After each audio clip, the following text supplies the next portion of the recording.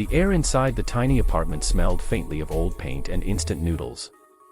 Rain whispered against the window panes, and a flickering bulb above the kitchen sink buzzed like a tired bee. Mia sat on the couch with her hands covering her face, shoulders trembling as she tried to quiet her tears. The calendar on the wall glared back at her, Saturday, June 3rd. Her daughter Lily's 6th birthday. On the small table in front of her sat a handmade card, pink construction paper folded crookedly, with glitter glued unevenly along the edges. It read in a child's uneven handwriting, "Mommy, I can't wait for my Barbie." A smiley face sat under the words, innocent and expectant. Mia had stared at those words for hours. She worked 2 part-time jobs, one as a cleaner at a downtown building and another at a late-night diner. Every paycheck vanished before it arrived: rent, electricity, groceries, school shoes, and Lily's inhaler. The Barbie, the one with the pink gown and sparkly tiara, cost $39.99 at the toy store. For most people, that was nothing. For Mia, it was half a week's worth of food. She had tried to hide her sadness all week, pretending everything was fine. But now, with Lily sleeping in the next room, she couldn't stop the guilt from washing over her. She whispered to the empty room, "I can't afford a Barbie, baby. I'm so sorry." The next morning, the sky was pale and quiet. Lily woke up early, her curls bouncing as she ran to the living room. "Mommy. It's my birthday," she squealed. Mia forced a smile and hugged her tightly. "Happy birthday, my sunshine," she said, handing her the small, wrapped box she had made from leftover paper grocery bags. Inside was a hand-sewn doll, its dress stitched from an old blouse, its hair made of brown yarn. Lily's eyes lit up for a moment, then dimmed. "It's pretty, Mommy," she whispered politely, holding the doll close but glancing toward the empty corner of the room, where she had imagined a shiny Barbie waiting for her. Mia's heart cracked. "I promise, one day I'll buy you the real one," she said softly. That afternoon, Mia left for work at the downtown corporate tower where she cleaned offices.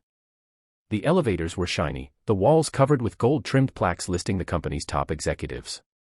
She had learned to avoid eye contact with them, the men and women in tailored suits who rarely noticed the cleaning staff. But that day, fate had other plans. As Mia was scrubbing a coffee stain from a conference table, a tall man in a navy blue suit entered. He looked around, surprised to see her there so early. His voice was deep, calm. "You're working on Saturday?" Mia quickly stood, clutching her cleaning cloth. "Yes, sir. Just finishing up." He nodded slowly. "You're Mia, right? I've seen you around." Her cheeks flushed.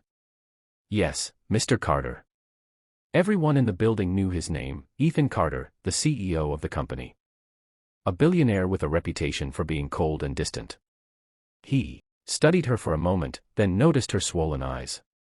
"Are you all right?" he asked gently. She hesitated, unsure whether to lie.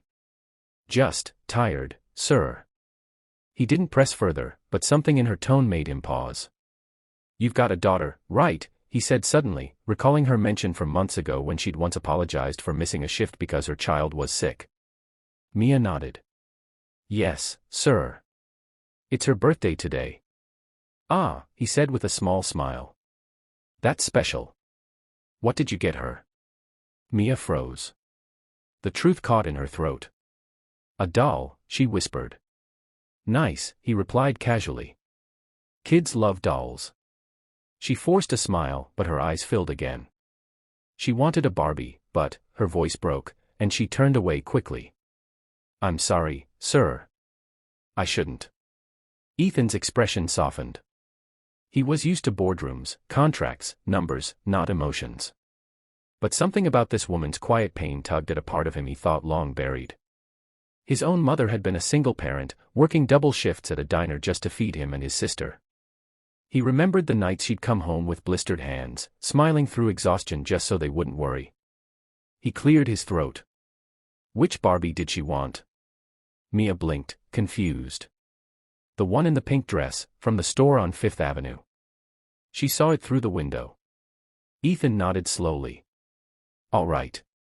Finish up early today," he said, walking toward the door.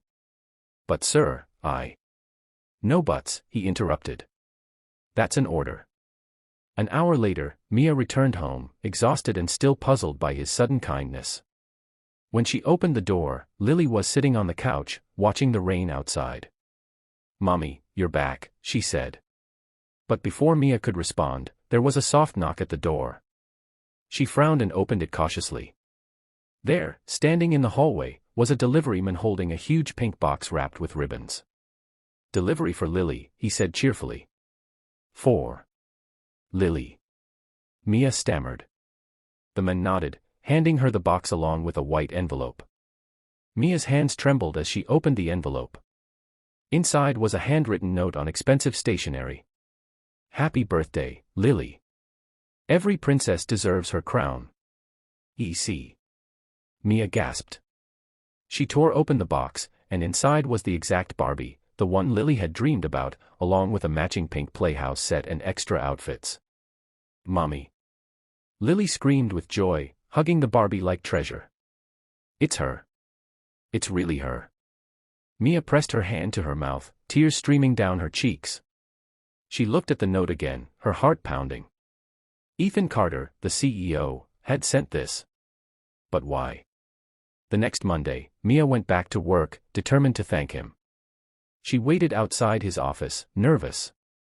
When his secretary let her in, she stepped inside clutching a small thank you card Lily had drawn. "Mr. Carter," she said softly, "I just wanted to say thank you." "You didn't have to." He looked up from his desk. "Actually, I did," he said, simply. "You remind me of someone. My mother. She used to work harder than anyone I've ever known, and people rarely noticed." Mia swallowed hard. "You have no idea what that gift meant to my daughter." He smiled faintly. "I think I do." Then, leaning back in his chair, he said, "Tell you what, we're opening a new program for single parents at the company. Flexible hours, benefits, childcare support. I'd like you to be the first to join." Mia froze. "Me? Sir, I'm just a cleaner." "Not anymore," he said firmly. "You're an example of strength. And I could use people like you on my team." Her eyes widened. "I don't know what to say." He smiled. "Say you'll keep doing your best.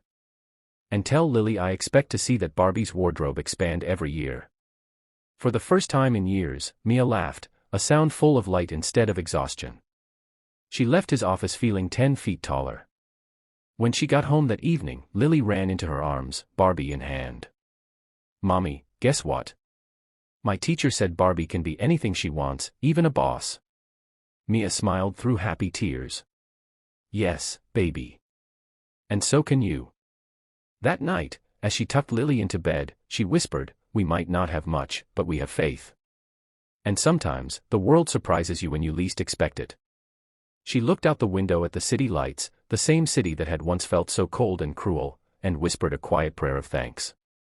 Because sometimes, kindness doesn't come from those closest to you, it comes from the hearts of strangers who still remember what it means to care.